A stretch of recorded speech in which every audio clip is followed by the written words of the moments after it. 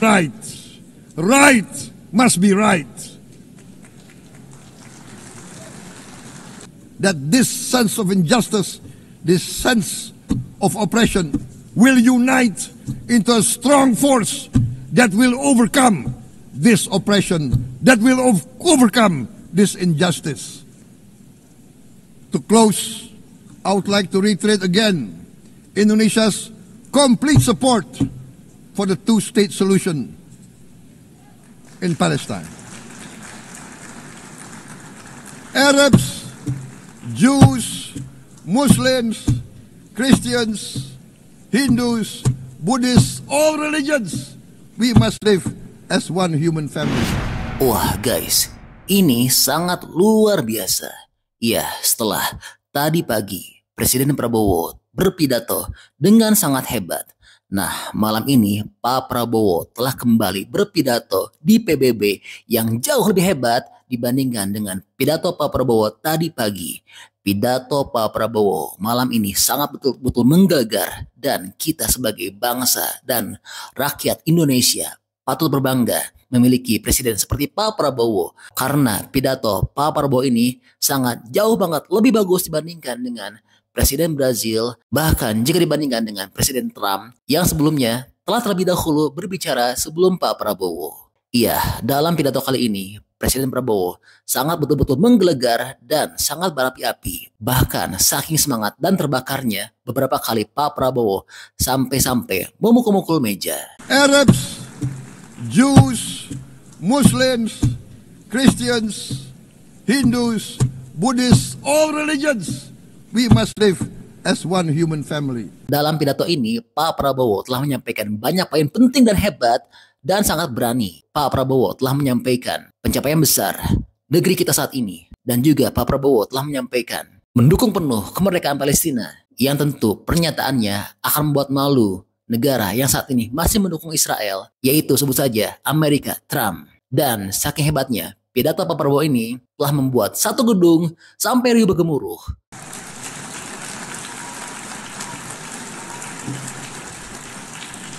Wah, luar biasa ya. Baik, untuk lebih lengkapnya, mari kita saksikan pidato lengkap terbaru dari Pak Prabowo di depan seluruh pemimpin dunia dalam sidang forum PBB yang telah dihelat pada malam hari ini, 23 September 2025. By His Excellency Prabowo Subianto, President of the Republic of Indonesia, I request protocol to escort His Excellency and invite him to address the Assembly.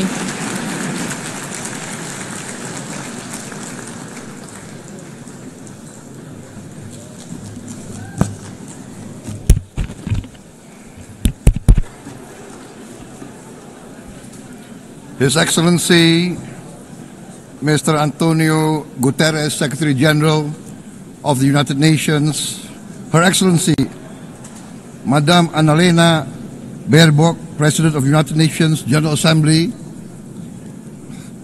His Excellency Mr.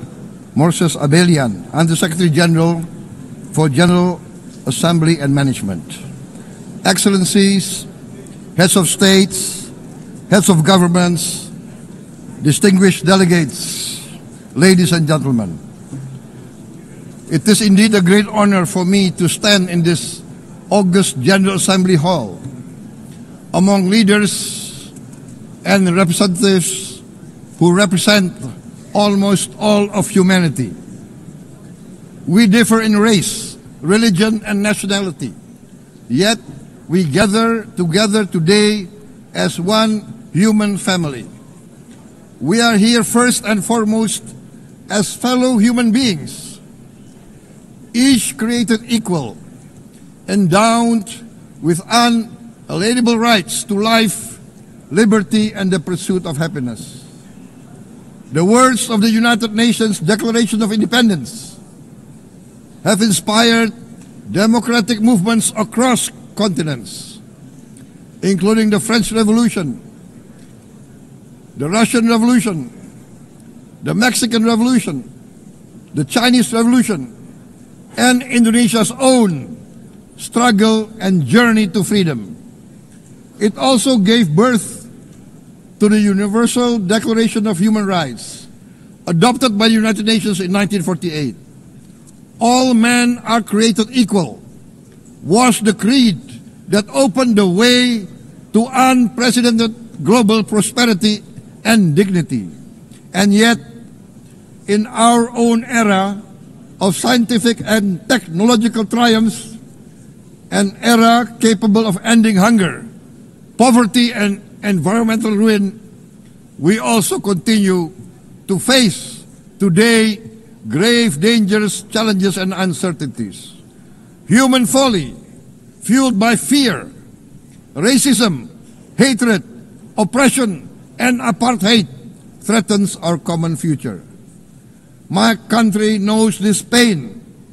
For centuries, Indonesians lived under colonial domination, oppression, and slavery. We were treated less than dogs in our own homeland. We Indonesians know what it means to be denied justice and what it means to live in apartheid, to live in poverty, and to be denied equal opportunity. We also knew what solidarity can do in our struggle for independence, in our fight to overcome hunger, disease, and poverty. The United Nations stood with Indonesia and gave us vital assistance.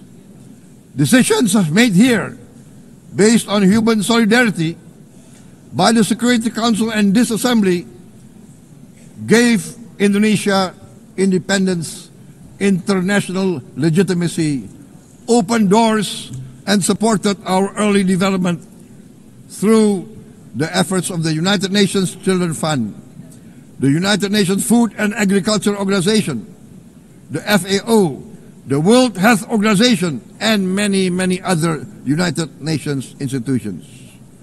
And because of that, Indonesia today stands on the cusp of shared prosperity and greater equality and dignity. Madam President, Excellencies, our world today is driven by conflict, injustice, and deepening uncertainty. Every day we witness suffering, genocide, and blatant disregard for international law and human decency. In the face of these challenges, we must not give up. As the United Nations Secretary General said, we cannot give up. We cannot surrender our hopes or our ideals. We must draw closer. Justice and freedom for all. Freedom for all. We remain committed to internationalism, to multilateralism, and to every effort that strengthens this great institution. Today, Indonesia is nearer than ever before to meeting the sustainable development goals of ending extreme poverty and hunger. Because years ago, this very chamber chose to listen and uphold social and economic justice. We will never forget. And today, we must never be silent while Palestinians are denied that same justice and legitimacy in this very hall. Excellencies, Thucydides warned, the strong do what they can, the weak suffer what they must. We must reject this doctrine. The United Nations exist to reject this doctrine. We must stand for all, the strong and the weak. Right. Right must be right. Indonesia today is one of the largest contributors to United Peacekeeping Forces. We believe in the United Nations. We will continue to serve where peace needs guardians. not with just words, but with boots on the ground. If and when the United Nations Security Council and this great assembly decide Indonesia is prepared to deploy 20,000 or even more of our sons and daughters to help secure peace in Gaza or elsewhere,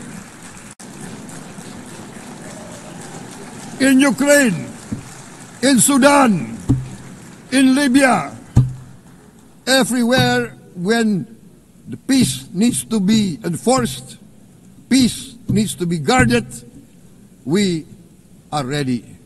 We will take our share of the burden, not only with our sons and daughters, we are also willing to contribute financially to support the great mission to achieve peace by the United Nations.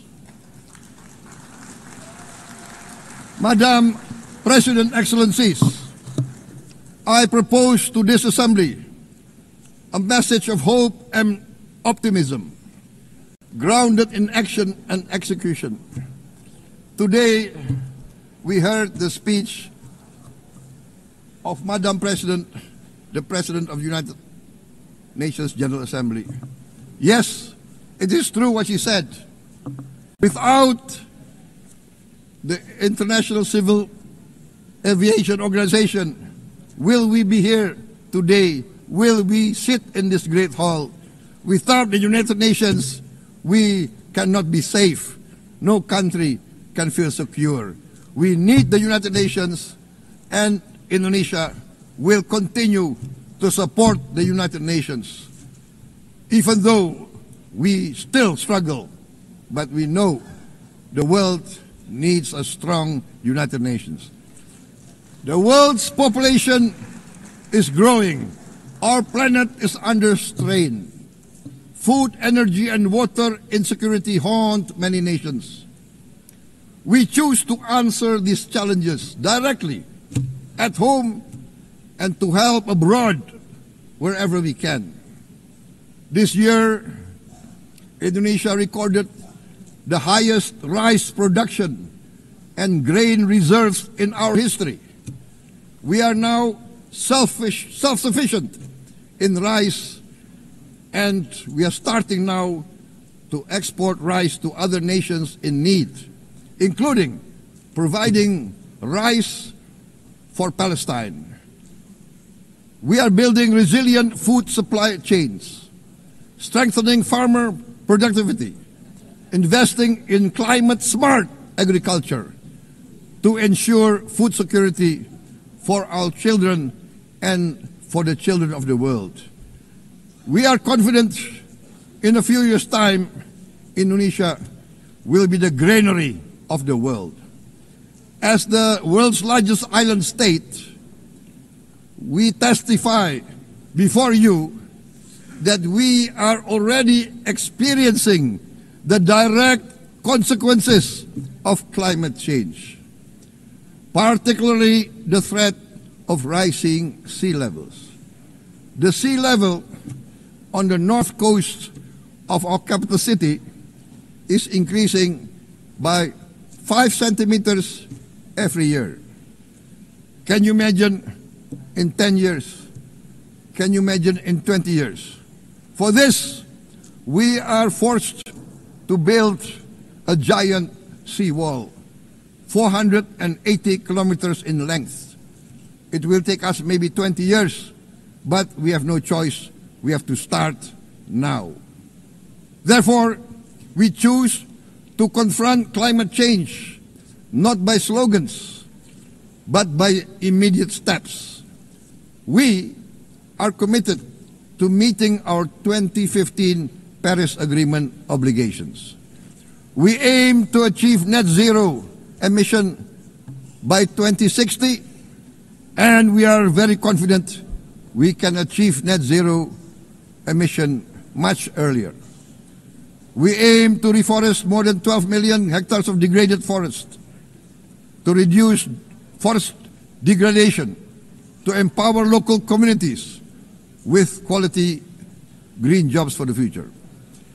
Indonesia is shifting decisively from fossil fuel-based development towards renewable-based development. From next year, most of our additional power generation capacity will come from renewables. Our goal is clear: to lift all of our citizens out of poverty and make Indonesia a hub for solutions to food, energy, and water security. Madam President, Excellencies, we live in a time when hatred and violence can seem to be the loudest voices. But beneath this loud noise lies a quieter truth, that every person longs to be safe, to be respected, to be loved, and to leave a better world to their children. Our children are watching. They are learning leadership not from textbook, but from our choices. Today, still, a catastrophic situation in Gaza is unfolding before our eyes.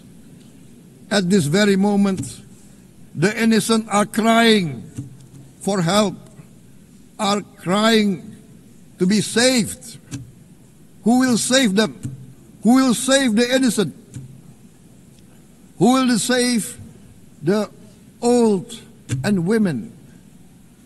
Millions are facing danger at this very moment. As we sit here, they are facing trauma. They are facing irreparable damage to their bodies. They are dying of starvation. Can we remain silent? Will there be no answer to their screams? Will we teach them that the human family can rise to the challenge? Madam President, we must act now. Many speakers have said that. We must stand for a multilateral order where peace, prosperity, and progress are not the privilege of a few, but the right of all. With a strong United Nations, we can build a world where the weak do not suffer what they must, but live the justice that they deserve. Let us continue humanity's great journey of ideals, the selfless aspirations that created the United Nations. Let us use science to uplift, not use science to destroy. Let rising nations help others to lift themselves. I am convinced that the leaders of the great world civilizations of the West, of the East, of the North, of the South, leaders of America, Europe, of India, China, the Islamic world, the whole world, I am convinced they will rise to their role demanded by history. We are all hopeful that the leaders of the world will show great statesmanship, great wisdom, restraint, humility, overcome hate, overcome suspicion. Madam President, distinguished delegates, we are greatly heartened by the events of the last few days, where significant leading countries of the world have chosen to side with history, to choose the right side of history, the path of the moral high ground, the path of rectitude, the path of justice, the path of humanity, to shun hatred, to overcome suspicion, and to avoid the use of violence. The use of violence will beget violence. No one country can bully the whole community of the human family.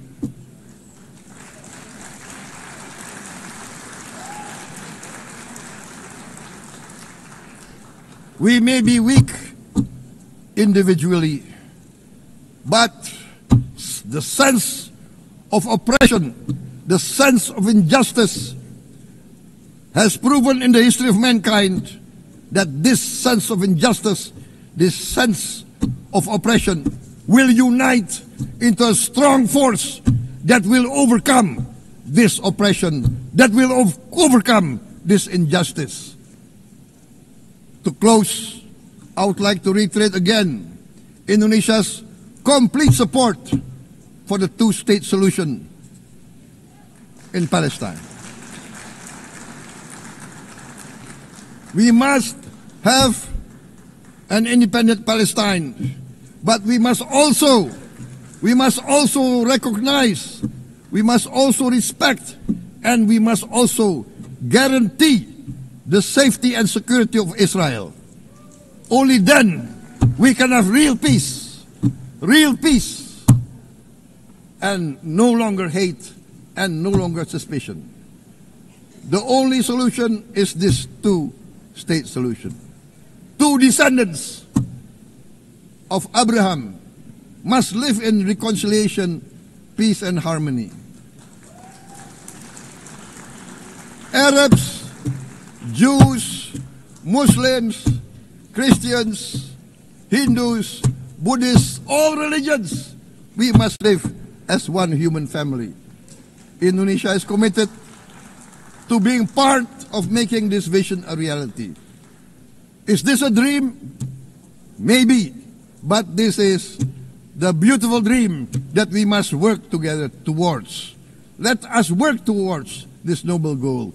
Let us continue humanity's journey of hope, a journey started by our forefathers, a journey that we must complete.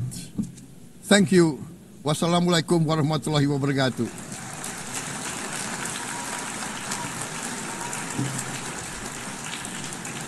Shalom. Om Santi, Santi, Santi Om. Namo Buddhaya. Thank you very much. May God bless us all. May peace be upon us. Thank you very much. Thank you. Wah, luar biasa ya. Ya, jadi ini info update yang dapat kami sampaikan. Bagaimana pendapatnya menurut teman-teman setelah menyaksikan video dari kami ini? Bantu ya, berikan pendapatnya di kolom komentar. Oke, makasih banyak menonton. Jangan lupa ya, bantu untuk like dan juga subscribe. Stay tune at my channel. See you next video.